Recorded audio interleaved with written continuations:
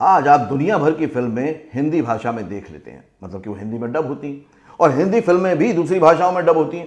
तो ये डबिंग में जो राइटर है, जो डबिंग के स्क्रिप्ट लिखता है, उसके करियर क्या होता है, अपॉर्चुनिटीज क्या क्या है, वो क्या क्या क्वालिफिकेशन होनी चाहिए, क्या क्या स्किल्स होनी चाहिए, यही सब बताने वाला हूं आज के फिल्मी फंडे में। हेलो फ्रेंड्स, वेलकम टू फिल्मी फंडे, जॉइन फिल्म्स अकेडमी। मैं हूं आपका अपना वीरेंद्र राठौर और आप देख रहे हैं बॉलीवुड का Google, join films YouTube channel. Bollywood के गूगल में आपके मन में बॉलीवुड में एंट्री के लिए जो भी क्वेश्चन आता है, बस टाइप कीजिए, स्पेस दीजिए, जॉइन फिल्म्स दबाइए, आपको जवाब के रूप में एक ना एक वीडियो मिल जाएगा। 2000 से ज्यादा वीडियो अवेलेबल है। हमेशा मैं नई नई अपॉर्चुनिटी, नई नई नॉलेज आप लोगों के लिए लेकर आता रहता हूं। आज जो बताने वाला हूं वो भी कमाल का प्रोफेशन है। ये बहुत पुराना है प्रोफेशन, लेकिन इतनी तेजी नहीं थी। इसमें अब जो तेजी आई है ओटीटी प्लेटफॉर्म आने के बाद से आई है। अब हर भाषा में फिल्में डब हो रही हैं और उसके लिए राइटर्स चाहिए। अब जो राइटर्स फिल्में लिखते हैं वो इसमें आना नहीं चाहते, तो अपॉर्चुनिटीज बहुत ज्यादा है। और अगर आप नए राइटर हैं और आप थोड़ा सा अर्निंग चाहते हैं और कुछ एक्सपीरियंस चाहते हैं, तो मैं कहूंगा कि आपके लिए डबिंग स्क्रिप्ट राइटिंग बहुत अच्छी चीज है। तो आज जल्दी से डिटेल में इसको पूरा समझ लेते हैं। सबसे पहले आसान भाषा में समझ लेते हैं कि डबिंग राइटिंग आखिर होती क्या है। किसी भी एक भाषा में बनी फिल्म को वर्ल्ड वाइड रिलीज करने के लिए उसे अलग अलग देश या प्रदेश की अलग अलग भाषा में डबिंग की जाती है, ताकि अपनी भाषा में वहां के दर्शक उस फिल्म को अच्छी तरह से समझ सकें और उससे कनेक्ट कर सकें। इसके लिए फिल्म के डायलॉग को उस भाषा में अनुवाद किया जाता है। यह अनुवाद का काम ही डबिंग राइटिंग कहलाता है। अब ये एकदम सिंपल सी बात है जो आपको भी पता होगी, लेकिन यहां सबसे इंपॉर्टेंट बात यह है कि आखिर यह अनुवाद होता कैसे।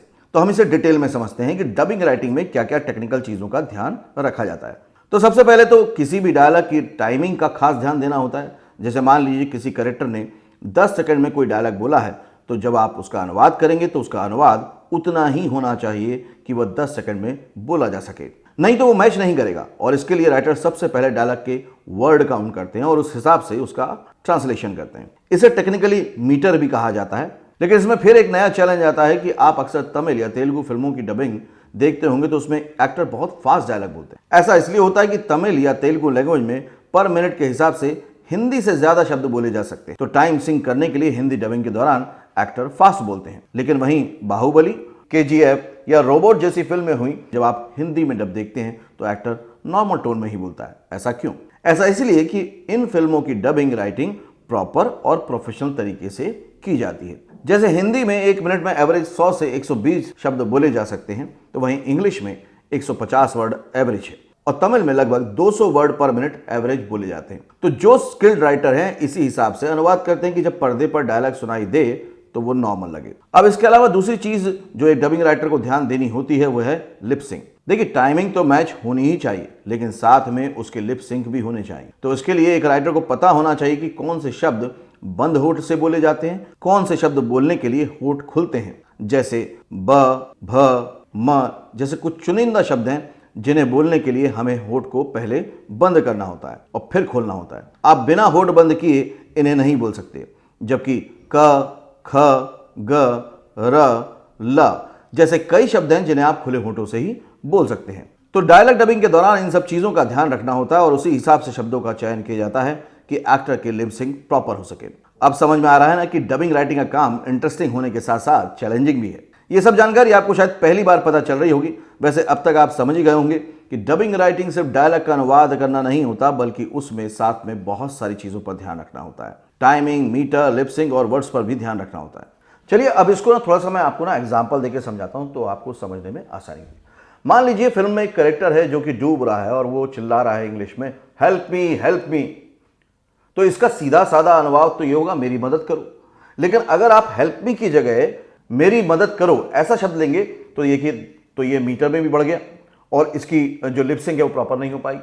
तो आपको एज अ राइटर कुछ ना कुछ सोचना होगा कि हेल्प मी के लिए मैं कौन से शब्द इस्तेमाल करूं जिससे कि मैं मीटर में भी रहूं, सिंक भी प्रॉपर आए। तो आप यहां पर क्या कर सकते हैं, बचाओ मुझे, हेल्प मी बचाओ मुझे, हेल्प मी बचाओ मुझे, एकदम सिंक हो रहा है। तो इस तरह से आपको थोड़ा समझदारी से, थोड़ा सा कॉमन सेंस यूज करके और जो आपकी स्किल है उसको यूज करके आप डबिंग स्क्रिप्ट राइटर बन सकते हैं। तो ये तो एक छोटा सा उदाहरण दिया था कि किस तरह से चीजों का ध्यान रखना है। आजकल ओटीटी प्लेटफॉर्म और दूसरे डिजिटल प्लेटफॉर्म आने से डबिंग के काम में एक बूस्ट आ गया है। फिल्मों के साथ साथ वेब सीरीज, टीवी सीरियल भी डब किए जा रहे हैं। इसके साथ ही कई फिल्में तो यूट्यूब जैसे प्लेटफॉर्म के लिए भी डब की जा रही हैं। कहने का मतलब यह है कि इस फील्ड में अब अपॉर्चुनिटीज की कोई कमी नहीं है, बस आपको प्रोफेशनल तरीके से लिखना आना चाहिए। तो अब बात ये करते हैं कि भाई ये डबिंग राइटिंग सीखी कैसे जाए, क्योंकि ये नॉर्मल राइटिंग से थोड़ी सी अलग है। तो देखिए, अगर आप सीखने का मन बनाते हैं और सीखना चाहते हैं तो सीखना इतना मुश्किल काम नहीं है। आपको बस अपनी स्किल को सही जगह पे सही तरीके से इस्तेमाल करना है। जॉइन फिल्म्स एकेडमी में इस तरह के ऑनलाइन कोर्सेज भी अवेलेबल हैं और ऑफलाइन कोर्सेज भी अवेलेबल हैं।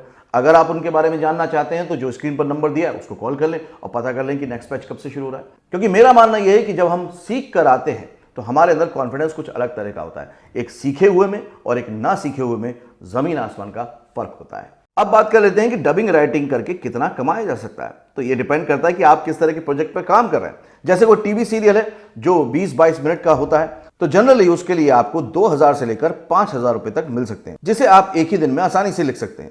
तो उस हिसाब से आप महीने का अंदाजा लगा सकते हैं। यदि आप किसी ऐसी फिल्म की डबिंग कर रहे हैं जो सिर्फ टीवी या ऑनलाइन प्लेटफॉर्म पर आएगी, तो आपको उसके लिए 25,000 से लेकर 1 लाख रुपए तक मिल सकते हैं। यह सब फिल्म और प्रोडक्शन हाउस पर डिपेंड करता है। इसके अलावा यदि आप किसी बड़े प्रोडक्शन हाउस की फिल्म कर रहे हैं तो उसके लिए आपको एक ही फिल्म के लिए लाखों रुपए मिल सकते हैं। जैसे हॉलीवुड के बड़े बड़े प्रोडक्शन हाउस हुए, या साउथ की बाहुबली, केजीएफ या रोबोट जैसी फिल्में हुई, इस तरह की फिल्मों के लिए लाखों रुपए डबिंग राइटर को मिलते हैं। तो पैसे तो अच्छे खासे कमा सकते हैं आप डबिंग राइटिंग करके। बस आपके ऊपर डिपेंड करता है कि आप काम के लिए अप्रोच किस तरह से करते हैं, अपने स्किल को डेवलप किस तरह से करते हैं। और ये अपॉर्चुनिटी अब दिन पे दिन बढ़ती जाएंगी, क्योंकि ओटीटी प्लेटफॉर्म लगातार बढ़ रहे हैं। तो इस तरह के वीडियो आपको कैसे लगते हैं और किस तरह का नया वीडियो आप देखना चाहते हैं, मुझे जल्दी से कमेंट करके बता दीजिए। मैं उस पर वीडियो लेकर जल्दी हाजिर हो जाऊंगा। अगले वीडियो में फिर से मिलेंगे, तब तक के लिए देखते रहिए, सीखते रहिए, जमे रहिए। All the very best. Join films में और भी बहुत सारे वीडियो अवेलेबल हैं जिनसे कि आपको प्रॉपर प्रोफेशनल गाइडेंस मिलेगी। भले ही आप एक्टर बनना चाहते हो, राइटर बनना चाहते हो, फिल्म मेकर बनना चाहते हो, सिंगर बनना चाहते हो, आपको हर तरह के इस पर वीडियो मिलेंगे। भले वो फेक ऑडिशंस पे हो कि ऑडिशन कैसे देने चाहिए, इस पर भी डिटेल वीडियो अवेलेबल है।